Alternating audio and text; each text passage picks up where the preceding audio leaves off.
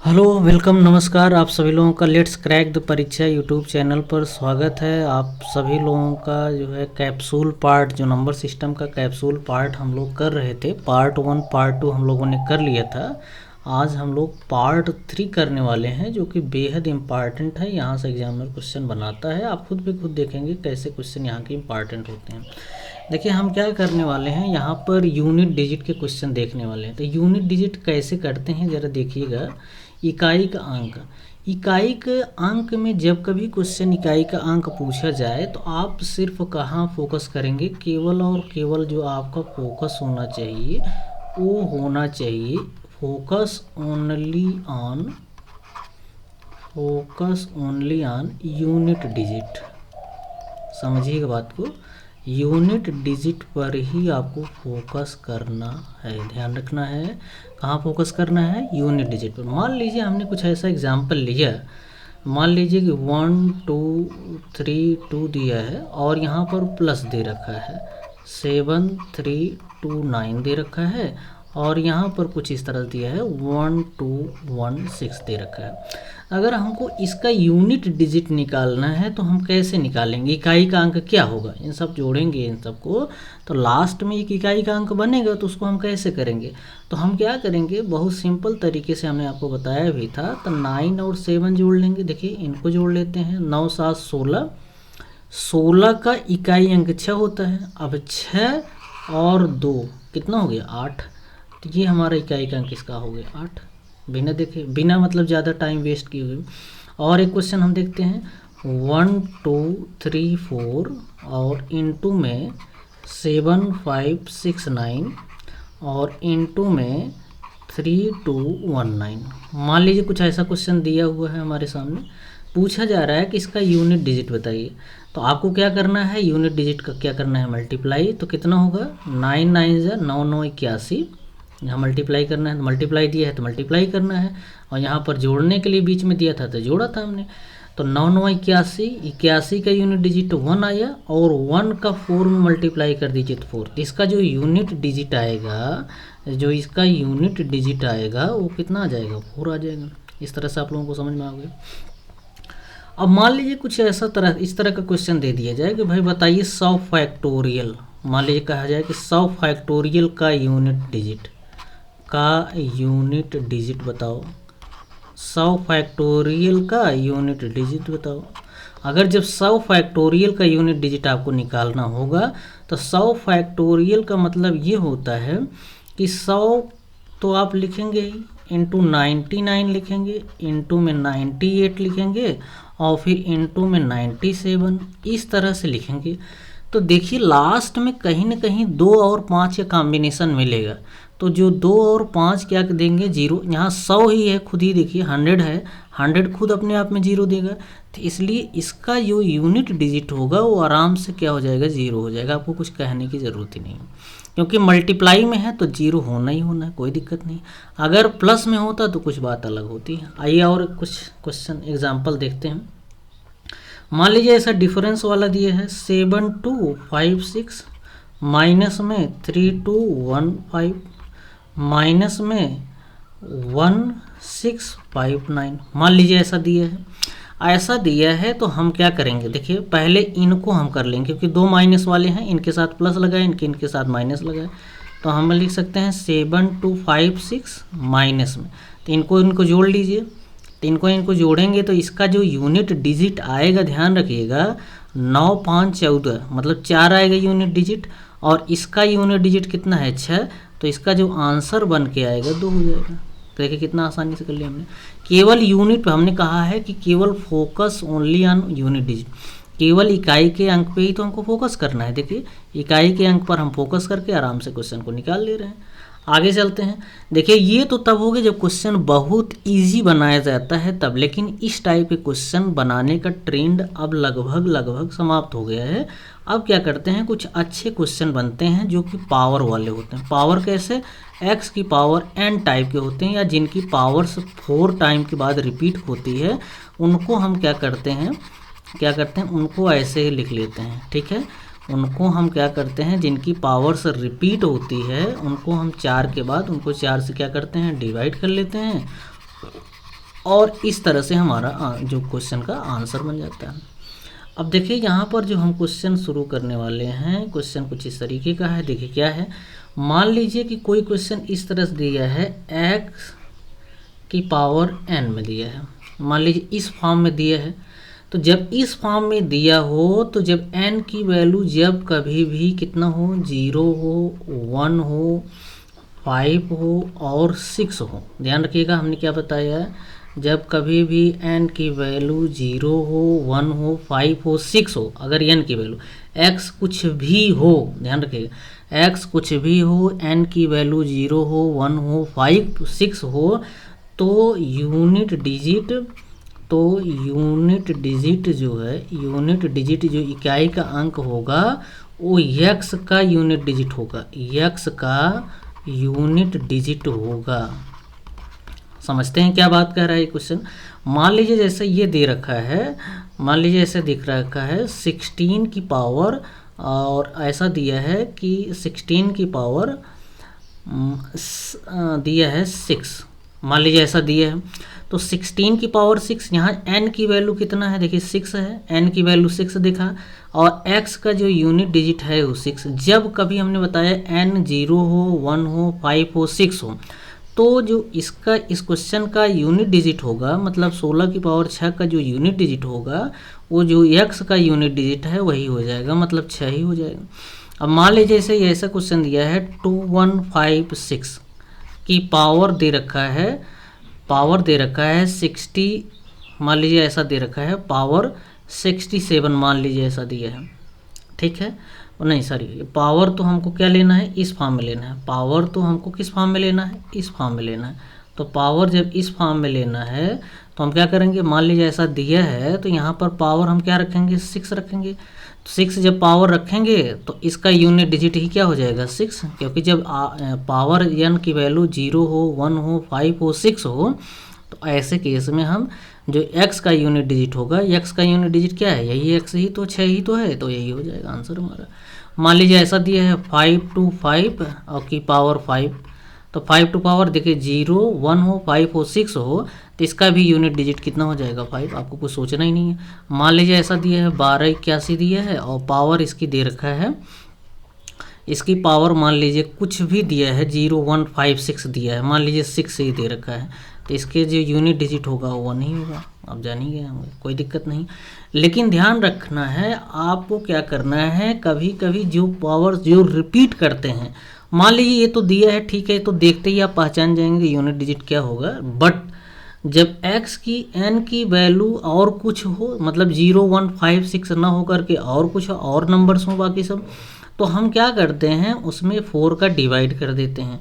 किसमें 4 का डिवाइड कर देते हैं, इसी में 4 का डिवाइड कर देंगे।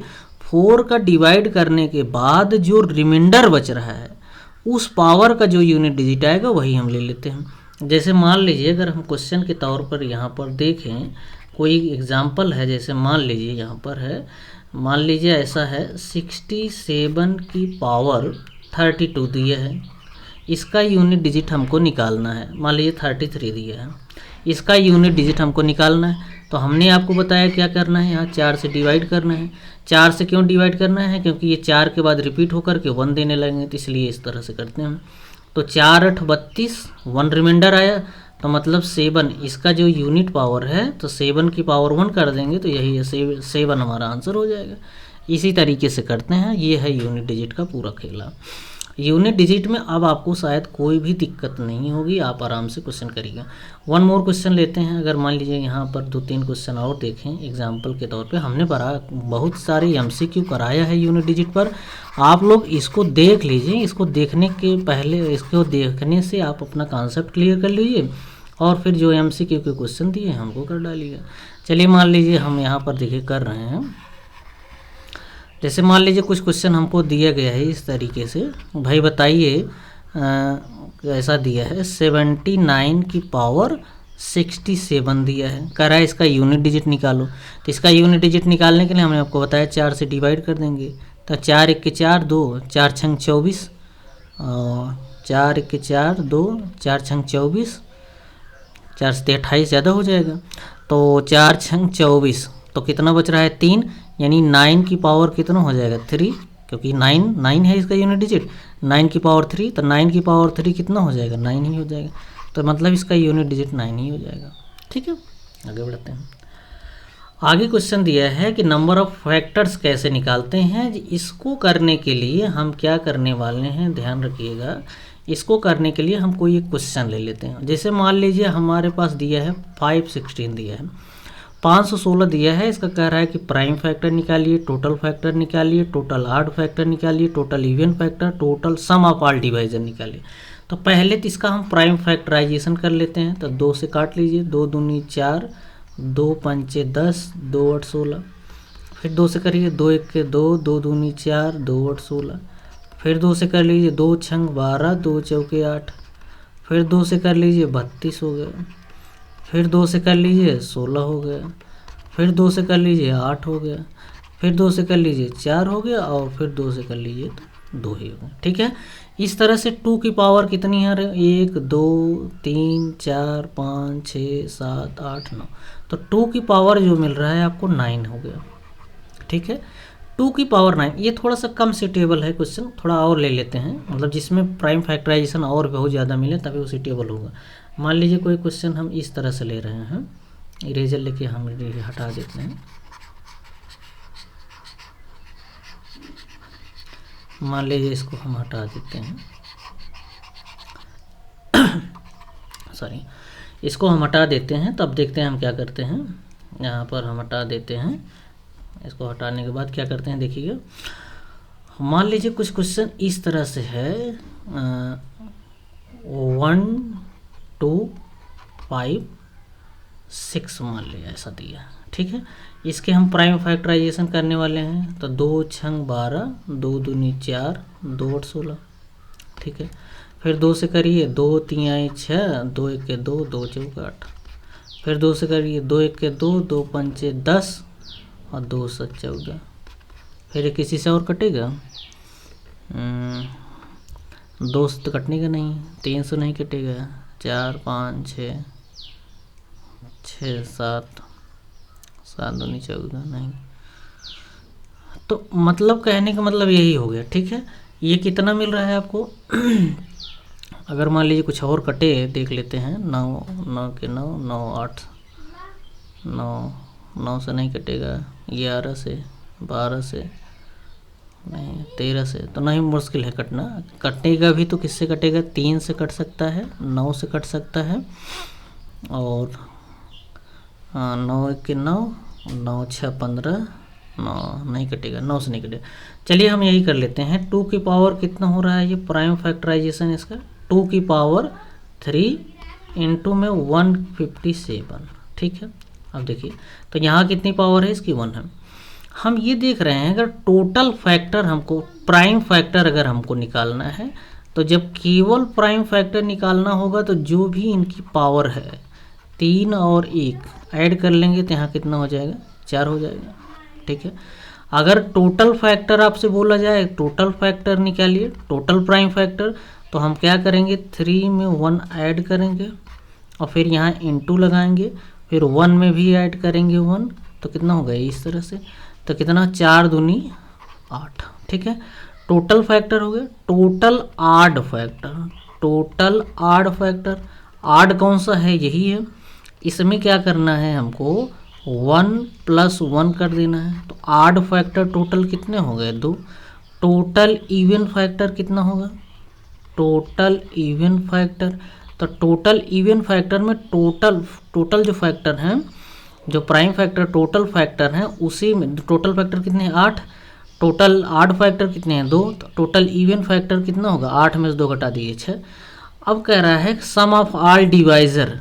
ऑल डिवाइज़र निकालने के लिए हम क्या करेंगे देखिएगा, तो जो यहाँ पर 2 की पावर 3 तक गया है, तो इसको हम लिखेंगे 2 की पावर 0, और प्लस 2 की पावर 1, और प्लस 2 की पावर 2, और प्लस 2 की पावर 3, यहाँ तक गए।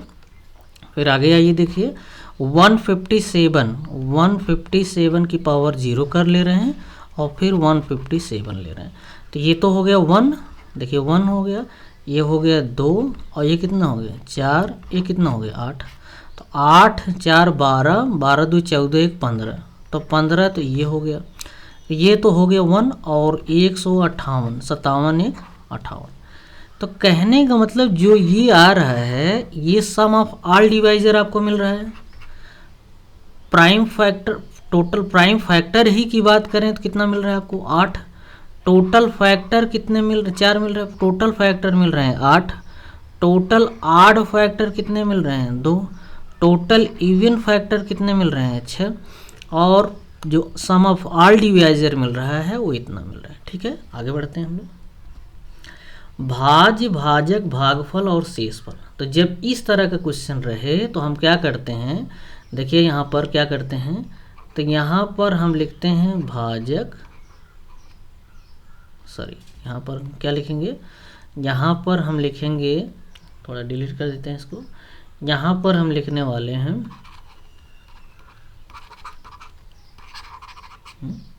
चलिए ठीक है, आगे देखते हैं।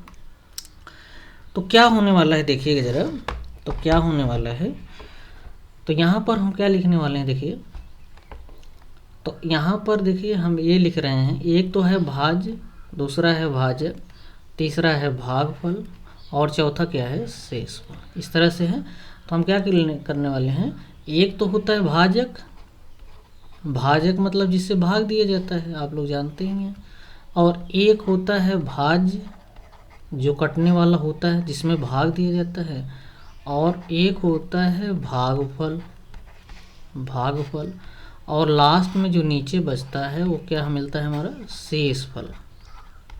क्या मिलता है भाई, शेषफल मिलेगा। तो इस चीज़ को हम क्या लिख सकते हैं, जो भाज्य बराबर होता है, जो भाज्य बराबर होता है दिस इंटू दिस और प्लस दिस, दिस मतलब भाजक इंटू भागफल प्लस शेषफल। तो क्या हो जाएगा भाजक, भाजक इंटू भागफल और प्लस का शेषफल। ठीक है, तो ये जो है हमारे क्वेश्चन का इस तरह से हम करते हैं, लेकिन इसमें इस टाइप के क्वेश्चन थोड़ा कम पूछे जाते हैं। हाँ, ये पूछा जाता है किससे भाग दिया जाता है तो रिमाइंडर ये बचता है, फला संख्या से भाग दिया जाए तो रिमाइंडर कितना बचेगा।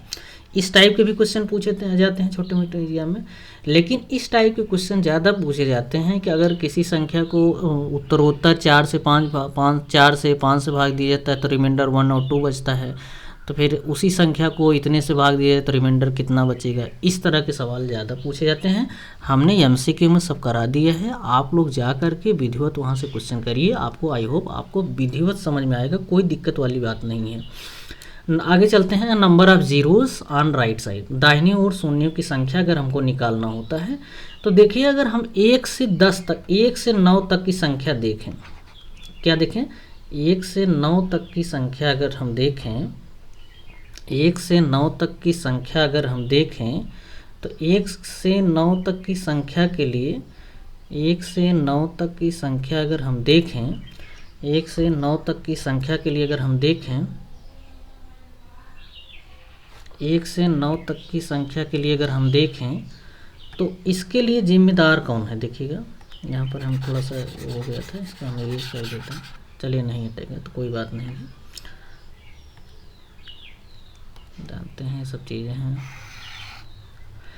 अगर 1 से 9 तक मान लीजिए 1 है, 2 3, 0 हम छोड़ रहे हैं, 3 4 5 6 7 8 9, ठीक है, इस तरह से है। भाई क्या हो गया इसमें, मान लीजिए 1 है, 2 3 4 5 6 7 8 9, तो 0 इनमें किन संख्याओं को हम मल्टीप्लाई कर दें तो ये 0 दे सकता है। देखिए अगर हम 5 और 6 का मल्टीप्लाई कर दें तो 0 हमको मिल सकता है यूनिट डिजिट, 5 और 8 का मल्टीप्लाई कर दें तो हमको 0 मिल सकता है, और क्या 4 और 5 को मल्टीप्लाई जहाँ आए तो 0 मिल सकता है, और 2 और 5 मिल जाए। इस तरह से मतलब 0 देने में कौन कौन हेल्प कर रहे हैं हमारी, 2 और 5, 4 और 5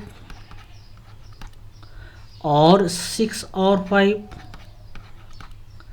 6 और 5 और 8 और 5। लेकिन हम एक चीज़ यहाँ देख रहे हैं कि इन सब में क्या कॉमन है, 2 तो कॉमन है।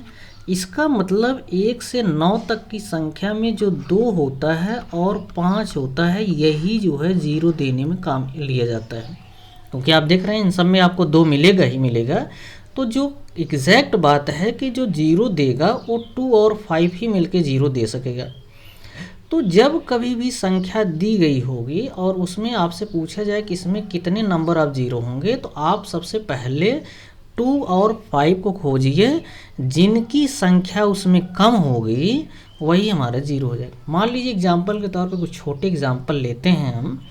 मान लीजिए ऐसा कहा जाए कि 10 × 100 कहा जाए, इसके राइट साइड में यानी 1 के राइट साइड में कितने शून्य आएंगे, आप समझ गए होंगे, 3 0 आएंगे, ये तो समझ ही गए होंगे।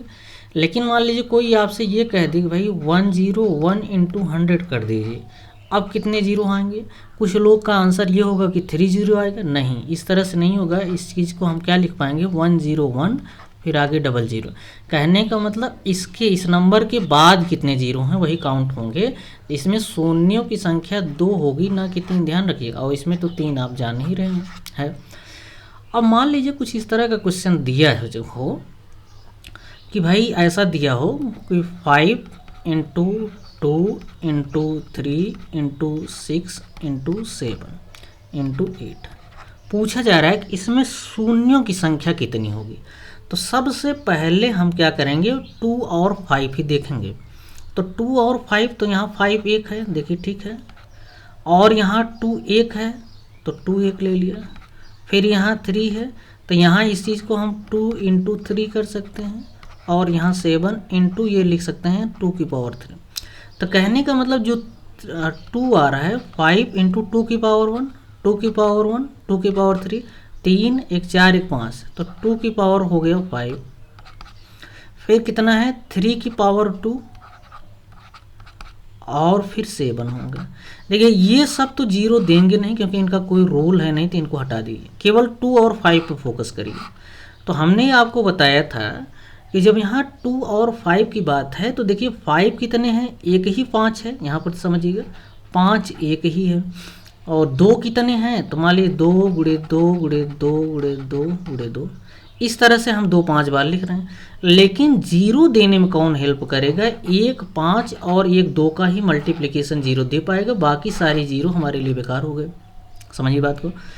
जो 2 की पावर 8 है, इस 2 की पावर 5 है और 5 की पावर 1 है, इसमें जो 0 देने में जो हेल्प करेंगे वो केवल 5 और 2 ही देगा। तो एक 5 और एक 2 ही तो यहाँ हमको दिख रहा है। इसका मतलब जो मिनिमम होगा 5 और 2 में जो मिनिमम होगा वही शून्य होगा। तो मतलब यहाँ शून्यों की जो संख्या होगी 1 होगी, ध्यान रखिएगा, ठीक है। आगे बढ़ते हैं हम लोग। अगर आगे बढ़ें, ठीक है, यहीं पर ले लेते हैं। अगर आगे बढ़ें, ठीक है, हाँ थोड़ा सही नहीं चल रहा है। मान लीजिए कोई नंबर हम इस तरह से ले रहे हैं, आपको बताना है। मान लीजिए 78 ले लिया हमने, क्या हो गया भैया, 78 26, यहाँ देखिए 78 26 25। अभी हम छोटी नंबर ले रहे हैं। इसमें आपसे पूछा जाए कि इसमें शून्यों की संख्या कितनी होगी, ठीक है, इसमें कितने जीरोज होंगे। तो इसमें कितने जीरोज होंगे, तो सबसे पहले 78 को आप क्या कर लीजिए, प्राइम फैक्टराइज कर लीजिए। तो 78 को जब प्राइम फैक्टराइज करने वाले हैं आप, तो क्या मिलेगा यहाँ पर देखिए, 78 को क्या लिख सकते हैं आप, क्या लिख सकते हैं, 36 नहीं 39 × 2, 39 × 2 लिख सकते हैं, 39 × 2, 2 9 18, 2 3 6 1 7, ठीक है, इंटू में फिर इसको क्या लिख सकते हैं, इसको क्या लिख सकते हैं, 13 3 39, 13 × 3 और इंटू में 2, ठीक। भाई आज बहुत गड़बड़ हो रहा है, 1 मिनट चेक कर लेते हैं क्या है समस्या।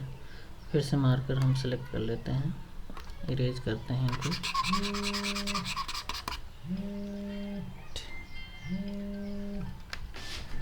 एक मिनट,